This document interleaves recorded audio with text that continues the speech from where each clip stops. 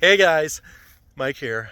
Yeah, you're probably thinking, damn, that's a fine looking jack. Yeah, it's Coca-Cola, but it's, if my favorite color is red, so that's why I got it. But 59 is over there, and I learned some things. Yeah, I learned some things about the 359. One of the things I learned is that it doesn't have its original engine. I know. I was, however, able to do some research, and I found it in the Peterbilt Web ECAT, like the microfiche that the truck came with when it was new. And sorry if I seem a little huffy puffy, but I just walked from way over there, and not in that good a shape. I know. I'm surprised that you're probably thinking, Mike, you look like you work out all the time, but I honestly don't. So. But anyways, I was able to look up the engine that came in the truck. And the original engine, it came with a 3406A model, very much like what it has in it right now, but it came with a 360 horse or 350 horse. I think it was 360. And so yeah, I was talking to the fellow that has the truck right now, and he was like, yeah, I pulled the engine out because I blew the head gasket and stuff and swapped the engine, and you don't need to see about that. And he said, you know what? The original engine is sitting on the hill by the truck. And I was like, really? And he's like, yeah. He's like, if you want it, you can have it too. This is the engine that came out of that beautiful old 359, which kind of explains why it's got blue paint on the engine. So if we look here, there we go. 3406. Ooh, that's not a good sign. Probably means that it's got water in it, but it is, yeah, there we go. 350 horse. There's a serial number, OEM part number, and yeah, so it's the 350 horse. And this is the engine that came in the truck. Does the turbo spin? No. Shocker. I'm not shocked.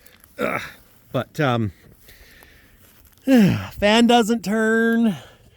There's things off the motor that don't look great.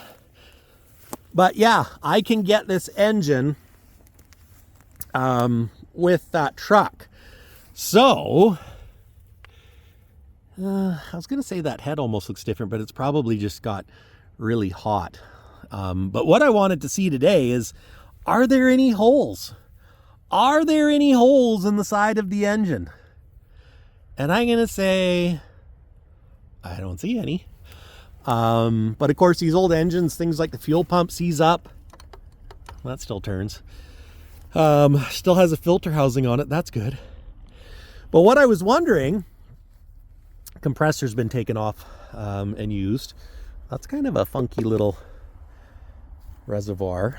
But yeah, I was curious if there's a hole in the side of the engine, which there doesn't appear to be. It looks like it had a new head on it because it's yeller, not white. Ugh. Flywheel it's a flywheel, oil coolers there. Once upon a time it had something plugging off the turbo, but not anymore. There's a fan blade, and this is not good for business. I don't know what's in there, but it means it's got water in it. But after doing the engine in Duke, I mean, it could have water. Well, let's face it, it probably has water in it on a cylinder, and a liner could be cracked.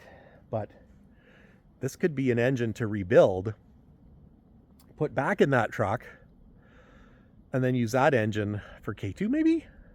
I don't know. What do you think? The only kicker is, if we use this engine for the 359, and I should say, yeah, I said I want the 359. So the plan is that I'm going to get it, and there's a cab guard right there. I wonder if he wants a cab guard. Sorry, sidetracked. The plan is I'm going to get the 359. I know. People say it's a bad idea. It's a 359. It's never a bad idea. Now, I'm not saying I'm not going to finish my other projects or start them at least, but 359, man. If there's an opportunity, someone's knocking at the door, you gotta answer the door. You gotta answer it. So yeah. Could you put a 3406A model in a 1988 K100? And see, really in an 88, I think it would be a B model then. But could you still get A models?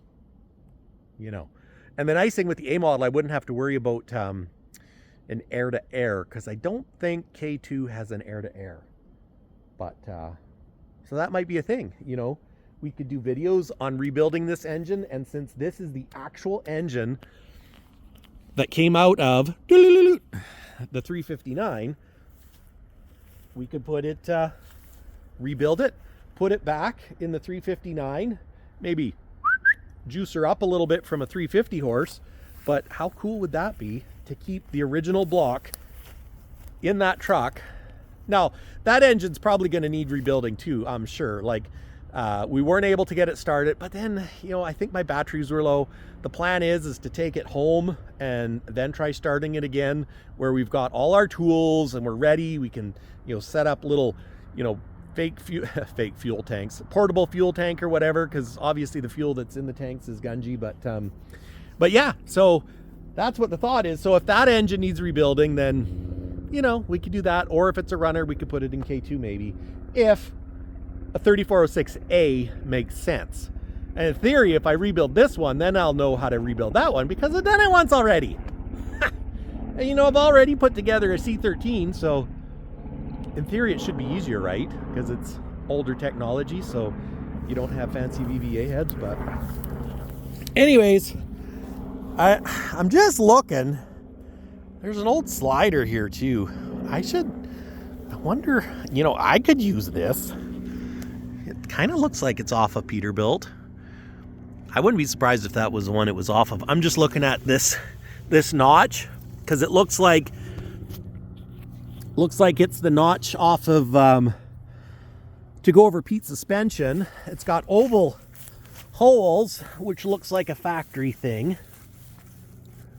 That does not look factory, but anyways, the good thing is this block looks sound.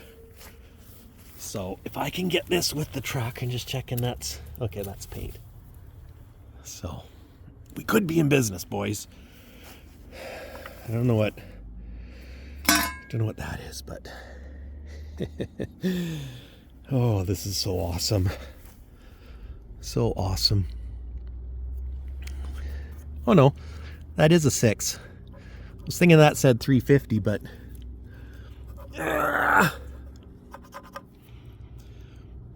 it is definitely a 360 horse. So I was right, 360 horse. So that's super cool.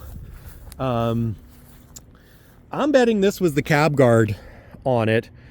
One of the things I was thinking about doing, guys, is making it back into an old school log truck, which would mean getting an 8-foot wide vintage cab guard, which this kind of looks like it is, although there's a bunch of stuff that would need to come off. But yeah, I was thinking take and make the 359 into, keep it a day cab logger. Ooh. And yeah, keep it as a day cab logger, put a cab guard on it, and find an old Peerless tandem pole trailer, and keep her as she was originally born, as a long logger, 5-axle long logger. So, but this baby's just beautiful. Can't wait to get it home and scrub this stuff off, and just get her to make smoke again. You know, we don't need to repaint it and do a whole bunch of things to it. You know, yeah, the windshield frame's going to be rusty. There's moss, there's this and that, but get it running and driving again. Breathe a little life into an old truck. And yes, it's got some rust jacking, but it's not the worst I've seen. I actually think the rust jacking on the back of Smokey is as bad or worse than this thing. So, you know, like right there. But even with that, you know, maybe I can get one of those needle scaler things to get it out. And in the meantime, we'll just get her running. And something that I was just looking at is it's got, maybe that's why it's got, I don't know if you guys can see it, but there's a plate right there. Is that the frame? No, there's a plate right there where that airbag is. But not on that, like, see right here? It's like someone changed the airbag and put a plate there. So, I don't know. Maybe it's possible this frame could have been broken at one time. I mean, I don't know that it is or was or what. It had an Arctic manufacturing single axle Jeep on it because Arctic had this guide for their Jeeps. If you're from the States and you're wondering what a Jeep is, it's a single axle trailer that connects with a fifth wheel, and then your tandem logging pole trailer hooks to the back of that single axle Jeep. So, but yeah, this slider's got to come off because it's gungy. And you know, there's not, I guess because those pieces are steel, there's not the aluminum, components that are swollen up where you get the corrosion. But I'm just looking at these cross members because this is kind of a skookum-y thing, but oh, I really like this truck. I really do. Needs a pumpkin though. We've got the housing, we just don't have the turning maker. Look at the little diffs. And when I say little diffs, I mean little drive lines. So a lot of work. You know, yeah, it's got rust and corrosion here. And of course, holes in the cab up there. And that's obviously a sign of rust coming through from the inside. And right here, there's swelling, which is kind of indicative of corrosion. And there's a ripple there. But the other thing that is from isn't necessarily all corrosion, but it's from, because it's pardon me, the cab is not air ride. So when you're pounding it down rough roads, the cab is like flexing, and it's actually bent from that. And this is a boo-boo, you know, that's kind of a stinker. But even with that, you know, you could probably knock it out a little bit. It's not going to be perfect, but it's not a perfect truck, but it's patina. It's the patina that adds to the, you know, you get my drift. So anyways, guys, hopefully by the time you see this video, I'll have the truck at home and we'll be trying to start it again. And if not, you know what? I don't want to get ahead of myself. I didn't want to put out the video of this truck until I had it in my hands, because, you know, how many times have you ever said, yeah, we're going to do this, this, and this, and then something happens. It's like, no, you can't get the truck. And then you're like, oh, I just told everyone I was getting it, but I'm not getting it. Well, we're getting it if we can get it, and hopefully it comes together, because you know what? The fella that has it is a super great guy. He's one of us. He's a truck nut, and he knows it's going to a good home. And even though, yeah, it's not Texas show truck quality, but you know what? It's a Prince George show truck quality, which means it was born and raised in this town. It was probably ordered by the guy whose office I now take. And I love the history. I love the fact that Dad hauled with that truck in 1978. So irregardless, it's rough, but it's a 359 from Prince George, from a Prince George guy. Dad hauled with it. we're bringing it back to life. Mark my words. So anyways, guys, thanks for watching. Catch you in the next one. I should go look at the Kenworths again. Because they're just over there.